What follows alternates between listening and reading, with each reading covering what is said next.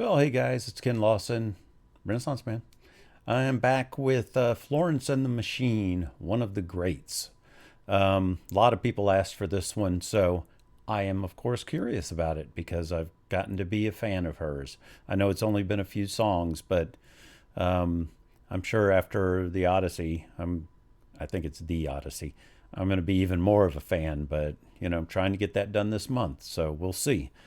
I did some research on it ahead of time to find out when this was, written or what album it was on, so I'd know where it was in time with what I've learned from doing the other songs, because of course I've learned a lot about her along the line.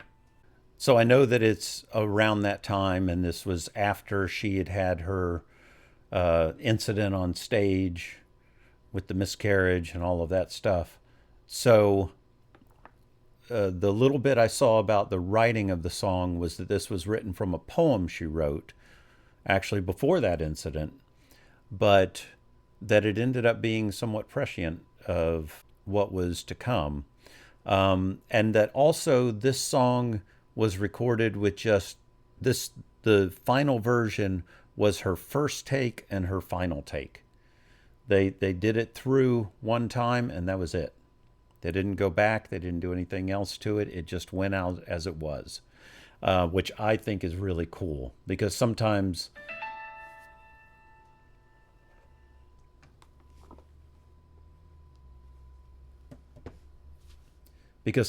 that's the best, the most raw take that you're going to get. So anyway, we're going to jump into this pretty quickly here. Well, not as quickly as some of you would have liked. But there's a Patreon below if you'd like to sign up, because that's where the Odyssey will go first. And it will, who knows? I've been fighting a lot of copyright stuff lately, which is why I'm kind of behind. It kind of got me out of my game a little bit, having to deal with so much stuff. So anybody that wants to support me through Patreon, that would be helpful. And if not, then it will be here eventually. It just won't be right away. So let's go ahead and jump into this. And from what I read, I feel like it's just going to be her and guitar.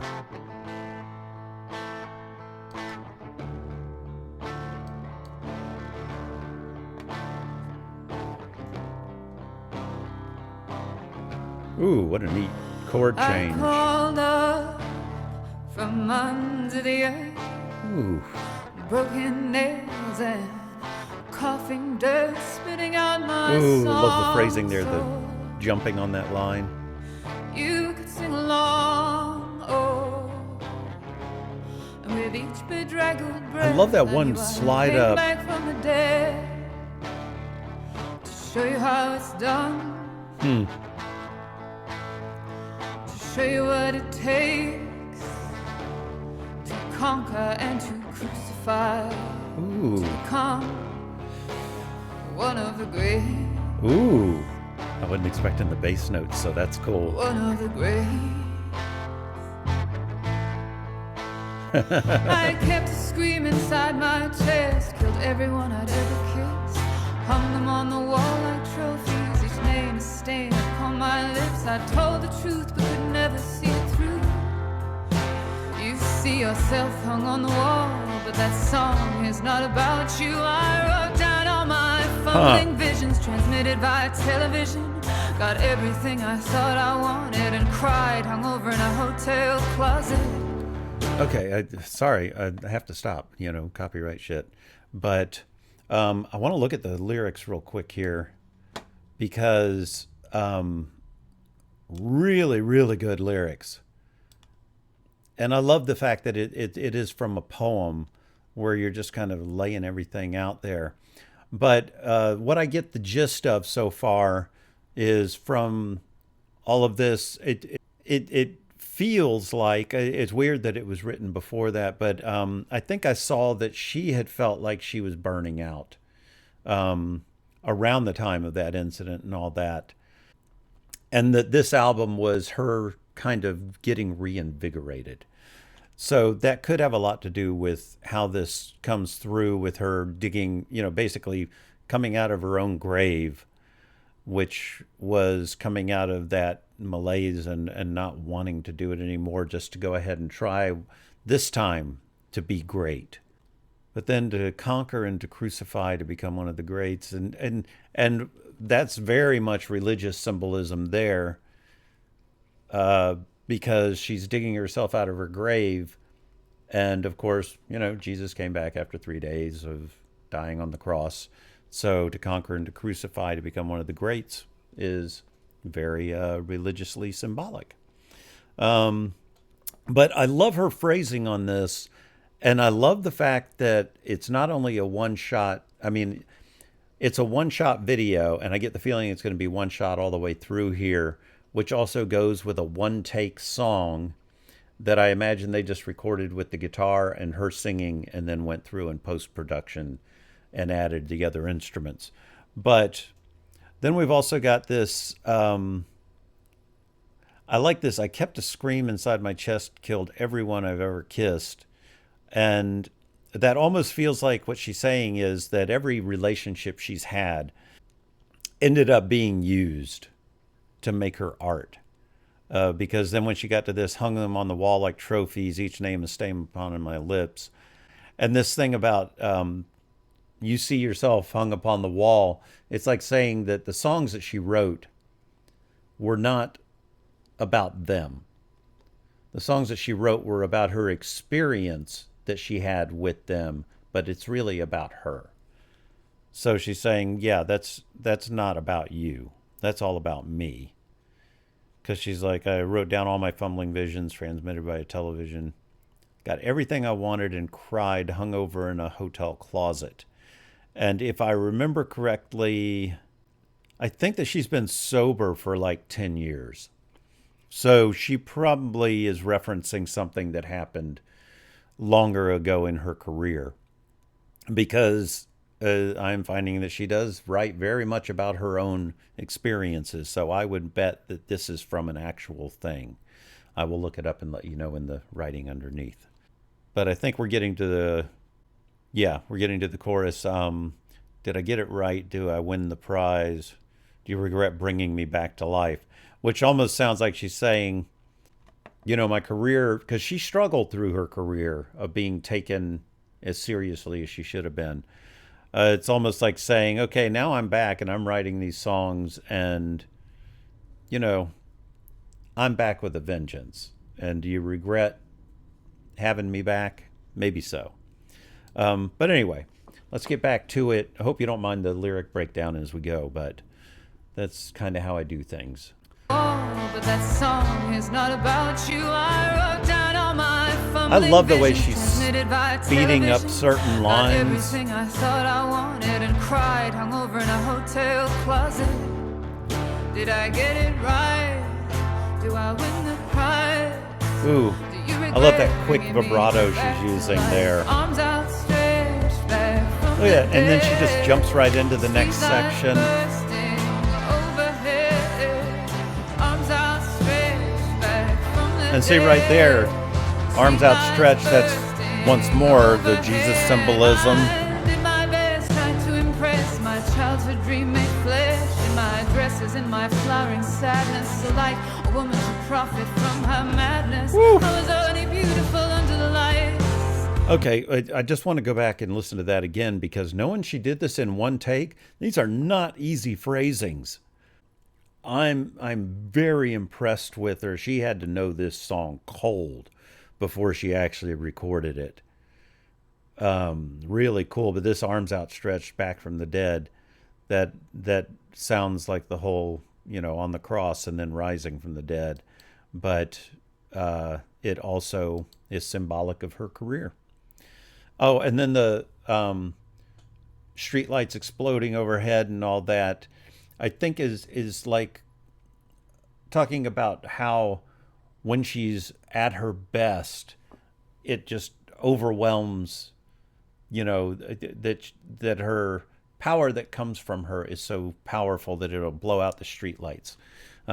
Anyway, could be wrong. Bursting overhead, I did my best, trying to impress my childhood dream made flesh. I like that line. My dresses and my flowering sadness, like a woman to profit from her madness. I was only beautiful under the lights, only powerful there. Well, that has a lot to do with her vision of herself. Why did you dig me up for this? I think she's asking herself why she, if she was burning out at that young an age, that why did she put herself through this again and bring herself back into the spotlight? But it's because that's where she feels alive and beautiful. Ooh. How did she nail all this timing?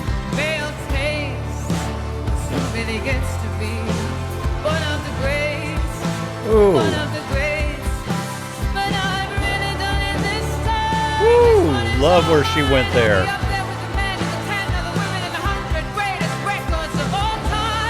Ooh, chills right there. We're going to go back and hear this again.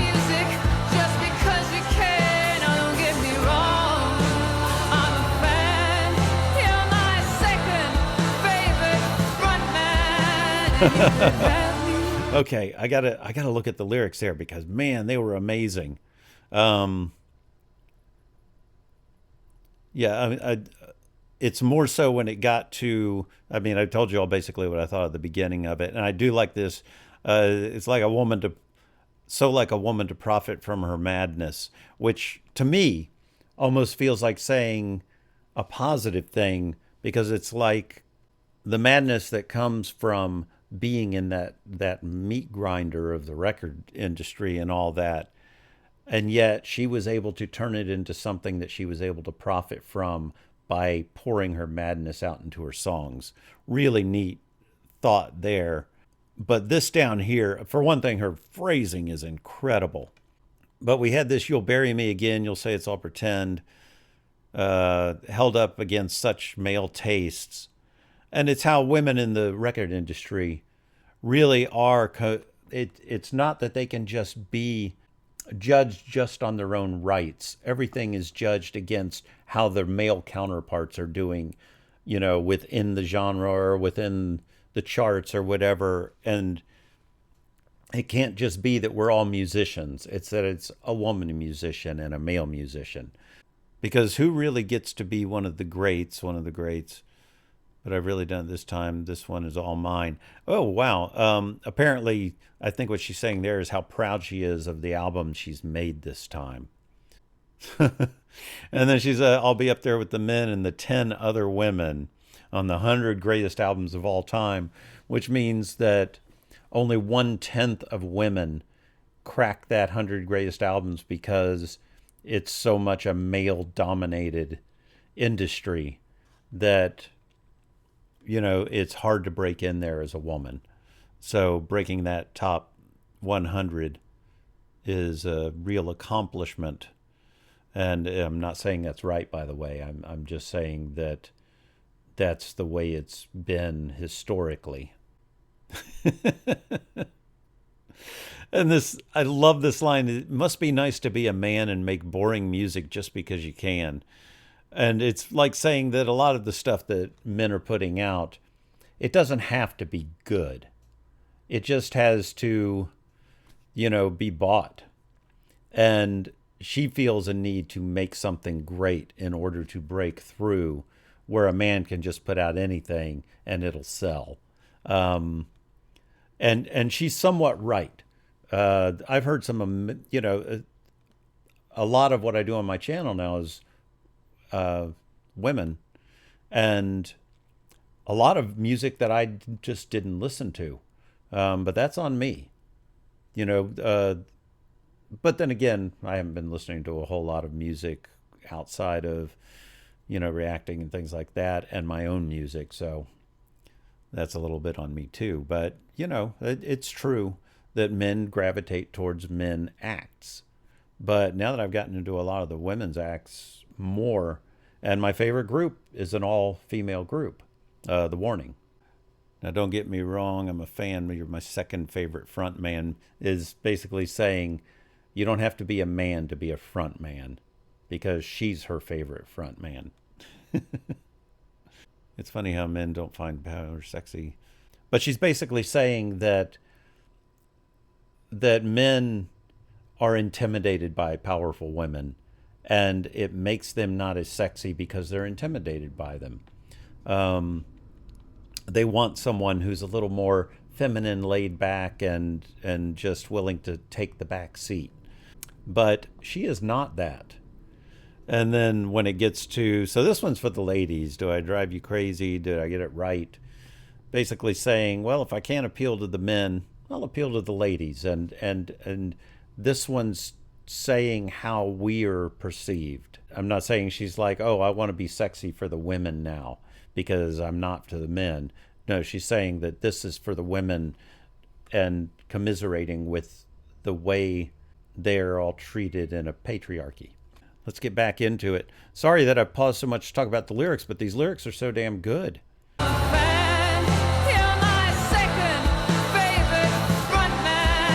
Her changes in timing had to be so hard to get correct. It's funny how men don't find power very sexy. I love pulling it back here. The ladies, do I drive you crazy? And she probably does have a huge gay following. Did I get it right? Did I get it right?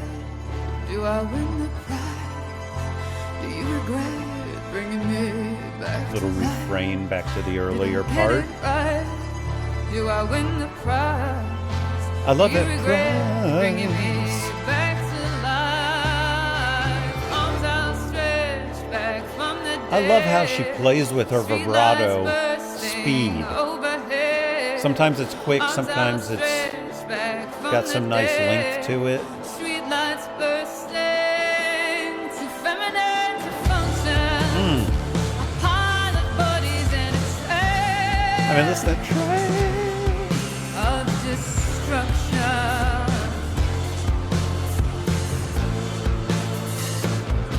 I will let the light in. Ooh, I love where she's at up in there. It's a brighter sound.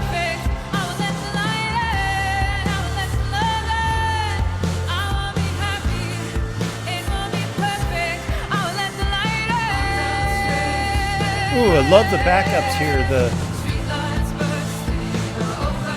Oh, I thought she was going to come back in with something over it.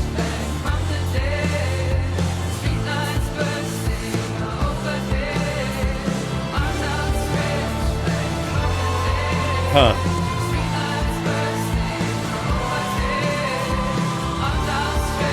I wonder why they're extending this section so much.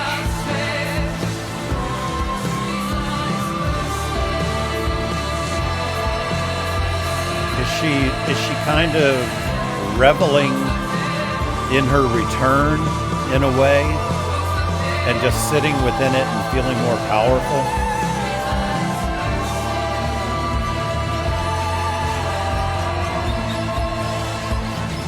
We pause there and get, because this seems to be the last of the lyrics. But we got to this too feminine to function, a pile of bodies and a trail of destruction. I will let the light in. I will let some love in. I will be happy. I'll be perfect. I think what she's saying here is that she's gotten through all of the things that colored her music early on that were failed relationships and things, and all of the strain of trying to make it within the industry and all of the pressures that puts on you. And now she's like, okay, with this new album, I'm just going to, like she says, let the light in, let the love in, and it will be perfect. And I think I saw somewhere that she's always striving for perfection, and it's what keeps her going. So really, really interesting. And now that, and I'll go ahead and say, too, that the instrumentation just basically being the guitar, bass, and drums. I'll listen and see if there's other stuff in the background, but I've been listening to her so much, it's been hard to.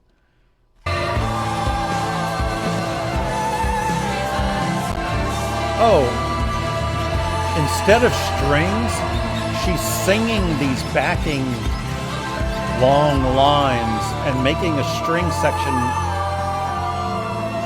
out of her voice. I think all of the string section is basically her voice overlaying like it would for instruments in a string section. I think it's the same director that's been on most of the other ones that I've done. Oh, there was a whole bunch of space at the end of this video. If it's just credits, I'm going to probably cut them out of the video because you're going to skip over them anyway. Well, you know what? I'll just talk over the end of the credits. Why cut them off? Because someone might want to read them and see who did everything. Titles by Thunderwing. Anyway, really, really great song. I was impressed. The whole one take aspect of it is one of the things that impresses me the most because the timing of her lyrics was so specific that if you messed up any part of it, it was going to be hard to recover.